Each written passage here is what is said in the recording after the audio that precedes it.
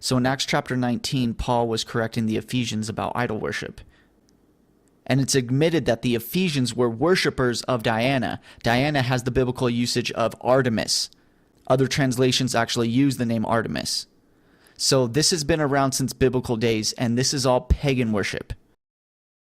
I'm really not feeling sorry for people that are falling for this still. Do you believe in the Bible or not? All scripture is given by inspiration of God and is profitable for doctrine, for reproof, for correction, for instruction in righteousness. The entire second day of creation is the firmament. That's what they're hiding from us. They're hiding God's handiwork. They're hiding his location. They're hiding the firmament. That's something that we've never made past. And we're not making past or out of the firmament. We're not getting out alive. This is a photo of the Earth taken from the Artemis II, exactly 12 hours after the first photo of the Earth was taken. Do you notice anything? It's literally the exact same photo, the exact same cloud patterns, and Africa is in the exact same position. I thought the Earth was rotating at 1,000 miles per hour. Not only that, it's orbiting the sun at 66,000 miles per hour. All of that movement through outer space, and the Artemis II managed to take a picture of the Earth in the exact same position 12 hours later at nighttime with the exact same cloud patterns. And this is the Artemis II halfway to the moon. Yeah, propelling through the void of outer space, which is impossible. And they were halfway. Look at the size of the moon when you're on Earth. Like, just go outside and look right now. Do you see the size comparison? How are they halfway to the moon, but it's way, way, way smaller than it would be if you're on Earth, when you're further away from the moon when you're on Earth? And look at this video. The Artemis II launching, it literally looks like the Artemis II crew is ziplining out of the rocket. Look, you see that? Have you noticed how they didn't show anyone in the crew cab once it was actually like launched? That's because they ziplined out of the rocket. That is a giant helium balloon that is shooting way up into the air and then falling into the Atlantic Ocean. They really had to say this right before liftoff today, Artemis 2. Coming up at T-minus 33 seconds, control shifts from the... Just fake it. And what does bro mean we didn't go to the moon? Why is he saying we didn't go to the moon? This is the first time we're going to send humans to the moon, and we're going to have humans in low Earth orbit. This is the first time we're going to send humans to the moon. This is the first time we're... That is awesome. Just fake it. And I was watching it on the live stream during the takeoff. This little black bit right here, let's watch this. Ignition. And liftoff. Boom, the little black spot right there. And then it jumps right back, jumps right... I was watching it live, guys. The black space that was on there was like 10 seconds, 15 seconds. I was watching it, right, on the live stream. Just fake it. Why did, right when it's supposed to take off and you go to the wide shot, they're going to the back side of the moon. I don't know what for. We're spending... Why are we going back to the moon? Why? Why are we going back to the moon? For what? Just fake it. Come on, get out of here. The crew of the Artemis II has captured some incredible views of Earth.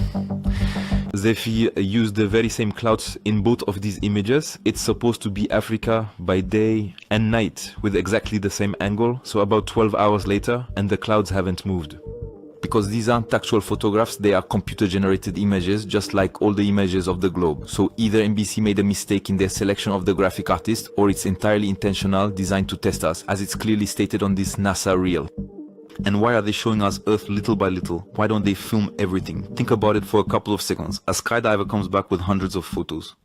GoPro mounted on the helmet, 360 camera in hand, 8K video, 120 frames per second. But when it comes to Artemis, we're back in the 70s with blurry, jerky footage, 4 frames per second. As if NASA didn't have the budget for a $400 GoPro, they lost the technology and never found it again. Problem is we don't have the technology to do that anymore. And when they do a live broadcast, it's a fixed shot with no window. The moment they believe the camera's no longer rolling, you'll see them waiting for instructions from someone backstage. And yes, don't ever forget that they are actually in a studio. To prevent showing you the actual view, they will then divert your attention by discussing issues concerning our toilet. I heard that there was a little bit of an issue with the toilet. Ou alors they're just playing around with the mascot, which they've named ZGI. Perhaps that's a very clear indication for CGI. So at this particular point, if you still genuinely believe in this whole show, then it's definitely high time to start some serious deprogramming work. Let me show you the propaganda, because I searched on YouTube, Artemis 2 images. Ready? Watch this. It's all the same image. Ready? Same images. Ready? Same one. 21 hours ago. 7 hours ago. Oh, they're talking about the poop smell again there. First photos from Earth. Okay, that was 21 hours ago. 106 watching that one. Here we go. Same image. Same image. Same image. Same image. Where's all the amazing new pictures they took? It's all the same image. Where's any new photos? I haven't seen anything new. Same image again. It's all nothing. And hear from the astronauts as they left planet Earth behind. So we all wanted to give a shout out to our families first, because we are pretty far from Earth and we have not gotten to say hi to them yet. You can see the entire globe from pole to pole. You can see Africa, Europe, and if you looked really close, you could see the northern lights. It was the most spectacular moment, and it paused all four of us in our tracks. So these guys can see all this, but we can't. They don't have any technology to be able to show us what they're seeing. Zoom in on the Earth. I want to see Australia and everything upside down on the land down under. I want to see how you guys can zoom in and you can see the northern lights from there, but y'all can't show us. Weird. Earlier than expected, they've also had to fix the toilet. I'm proud to call myself the space plumber. I like to say that it is probably the most important piece of equipment on board. So we were all breathing a sigh of relief when it turned out to be just fine. It was just an issue, I think, of sitting for a long time and needing a little time to warm up, a priming issue. But we did originally think that there could have been potentially something fouling up the motor, and luckily... So the Actronauts had a real dramatic toilet experience. Wow, they really keep it interesting for us, huh? You know, out of all the things that can go wrong, you know, they really keep it so interesting and so unpredictable, right? Oh, there was a blockage. Did you take a dump in it? Like, it needed to warm up? Like, out of all the things that can go wrong on a spaceship, it's the toilet, bro. If you guys are eating the porridge like Goldilocks out here, I'm here to tell you it's time to see the truth, and I'm gonna give it to you. Whether you like it or not, if you come across my stuff, it's gonna trigger you right into the truth, and you're gonna see that these fools are on a stage, and you know the world's a stage. If you don't, then it's time to wake up. Much love to those who can actually see the truth. Hang on, it's only going from here. Much love. Hi everyone, this is just a quick update. I saw this being shared. I thought it was fake. I just ignored it, but now I found out it's real. It's on the NASA website, and they said that they shared this photo of Earth from the Orion spacecraft's window. Well, instantly I could tell it was fake because I've been doing this a long time, and I made this graphic. I'm on Canva here. And as you can see, here's his image. I removed the background. And if you put it over an overlay of the continents on Earth, where are the other continents? There's no way all that could be on the other side. So I take this to scale. See, that's Africa. So I made it to scale. And I lined it up over Africa, and it's not perfect because it's on a ball graphic, and this is a flat graphic.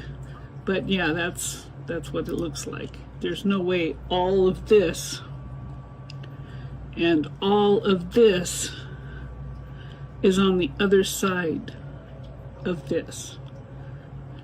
So just a little something for you to ponder. Thanks, and have a great day. So this is Buzz and Neil back in the 60s. And what I've appreciated about Buzz later in his life, going around telling the truth about what actually happened. Why has nobody been to the moon in such a long time?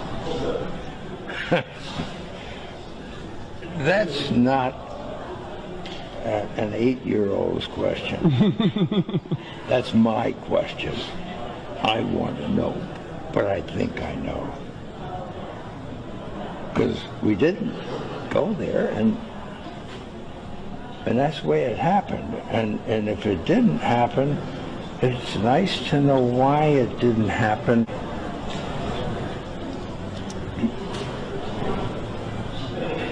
Because there's no gravity. And I'm a diver, a scuba diver, and when you get down underneath the water, you're floating. Zoe, what do you say? Thank you. You are very... What was the scariest moment of the journey? Scariest. It didn't happen. It could have been scary. Circuit breaker.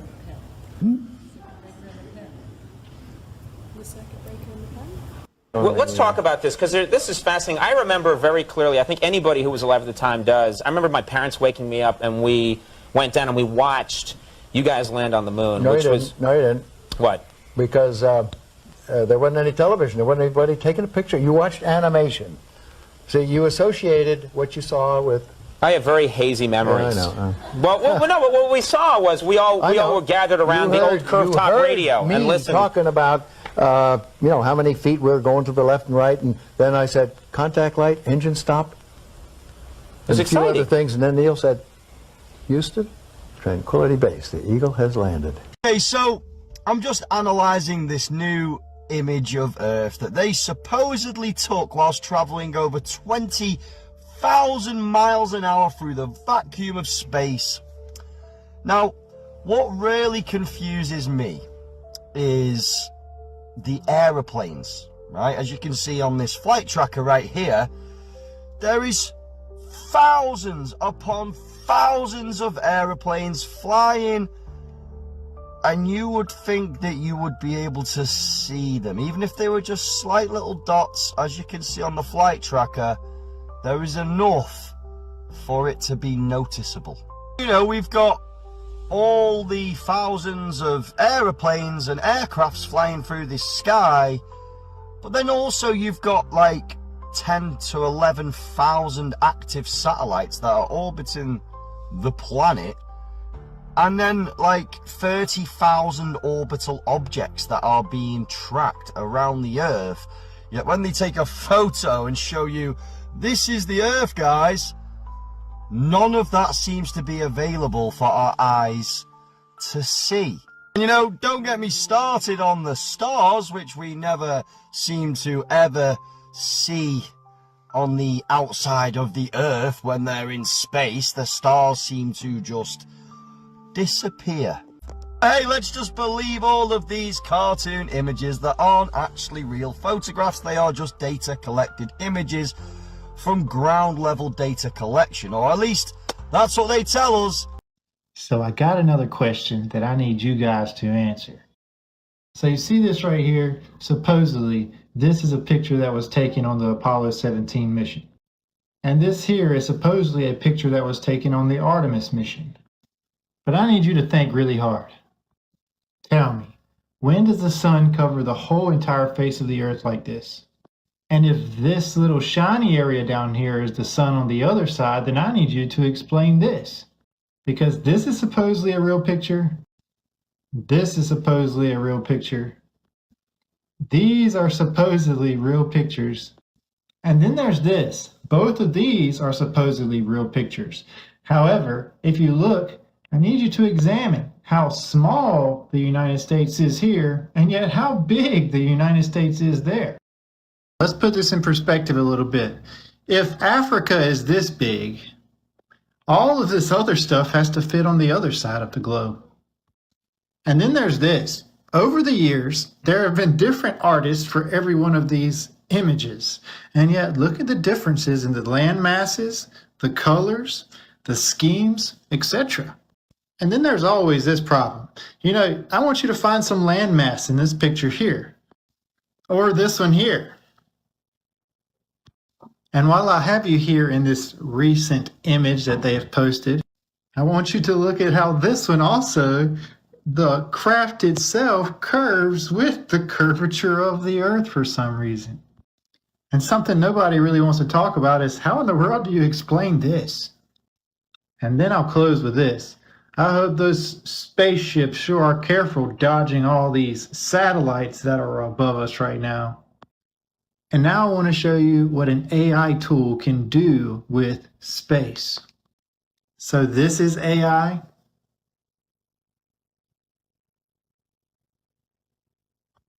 This is AI.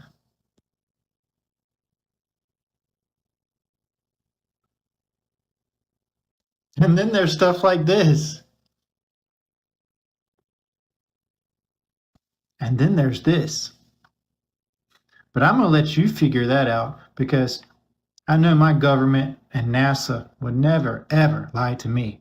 If NASA really went to the moon, how did they come back? There was no launching pad, no missiles, and no other equipment. Think about it. On Earth, we need massive fuel tanks, reinforced pads, countdown towers, and a whole team sweating behind screens. But on the moon, we're told a tiny metal cabin sitting on dusty ground with legs thinner than a street sign pole somehow fired itself upward with perfect precision. No blast crater, no scorch marks, no backup system, and the surface dust completely undisturbed in the photos.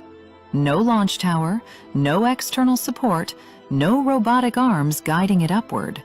Just a box on legs that magically breaks free from lunar gravity, reunites with a craft racing around the moon, and then glides everyone back home like a Sunday road trip. Now, imagine this same situation happening anywhere else, like someone claiming they drove a car out of a ditch without wheels, ramps, or even an engine. Would you believe it? The story sounds smooth until you zoom in, pause, and actually look. That's when the questions start stacking, and suddenly the official version feels more like a script than a memory. Once you start seeing details like this, you can't unsee them.